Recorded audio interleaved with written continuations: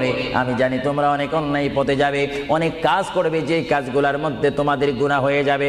হ্যাঁ বান্দা, তোমরা গুনাহ করবে তাও আমি ভালো মতো জানি, তোমরা পাপ করবে তাও আমি ভালো মতো জানি।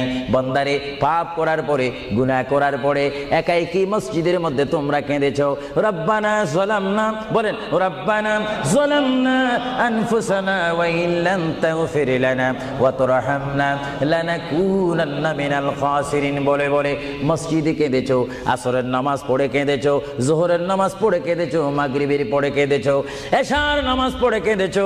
এ বান্দা, নামাজের মুসল্লা যখন বসে যাও, আমি আল্লাহকে তোমরা বারবার বল, আল্লাহ গো আমার গুনাহ মাফ করে দাও।